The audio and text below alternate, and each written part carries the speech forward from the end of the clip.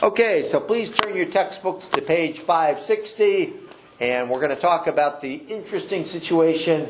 Boy, the light is kind of wrecking transduction there a little bit on the board, isn't it? For those in the online class, the light from outside is shining on the board. Would this potentially make, if it got really bright, what step would this potentially impede if you were trying to solve this problem? One. Step one, you can't see the darn thing because the light is too bright. So there you go. Could be a test question, but probably not because that's a little simplistic. So Phineas Gage. What do you guys know about Phineas Gage? I'm a new professor here, so it's hard to know what you guys know. So let's do a little sharing. What do you know? What happened to poor Phineas? He got a railroad spike in his face. He was working on the railroad all the livelong day. Well, that's just a song, of course. And he had a railroad spike go through his brain, basically. And what happened to poor Phineas? Are people, raise your hand, do people know about this?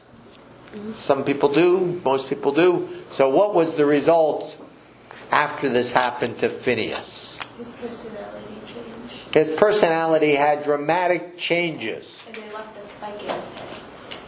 And they left the spike in his head. See, I didn't know that. They left the spike in his head. And he had dramatic personality changes. He was kind of a quiet, passive person before the accident. And after the accident,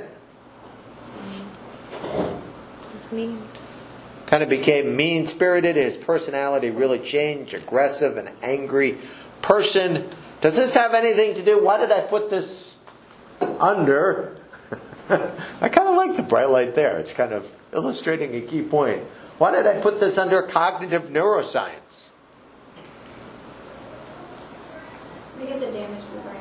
So many times we can understand cognitive processes by seeing what goes wrong. So in the Phineas Gage situation, we see injuries and the cognitive effects. Were there were personality changes? Were there probably cognitive changes as well? Yeah, if you go into the brain and you wreck part of it, it's going to cause some changes. So I know your book has it on page, 560. My wife is an artist. I am clearly not an artist. She had a art event, just on Monday, actually on Sunday in Roanoke, and she had to sit in the booth to do her volunteer service. So I was out at her art booth for 2 hours and kind of went through the book and went through Phineas Gage and was telling people it has signed Mary Tausman, artist. I said, I'm not Mary. Art is in my name, but that's about as far as I go with art, because Stu Art is the way. That was an unfunny joke, wasn't it? Well, it wasn't really a joke. It's really more of a truthful statement, but mildly amusing. Anyway, don't write that down for your notes, as the case may be. So in this situation, this is one of the ways we could actually study cognitive neuroscience.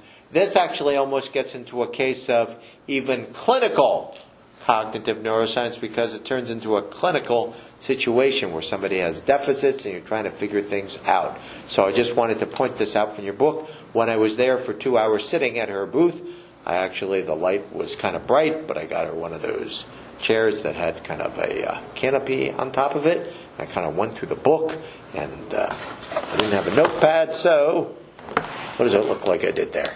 Took notes. I kind of took notes. This page is important, that page is important. Where can I find this, and where can I find that? See, I'm a member of the Piss Poor Penmanship Hand Club. The folks online can't see this, but I don't really want to show you guys this. This is how a professor who has piss poor penmanship does that kind of stuff. And just to let you know, did I tell you where I got the title of having piss poor penmanship?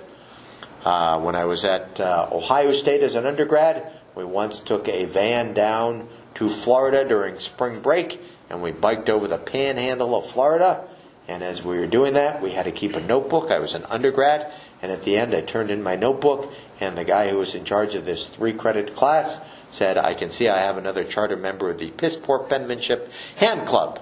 And so I've kind of kept that title over the years. So Phineas Gage is very important because you can look at injuries and the cognitive effects of things. So that's kind of Roman numeral number 2. So we'll call it on that.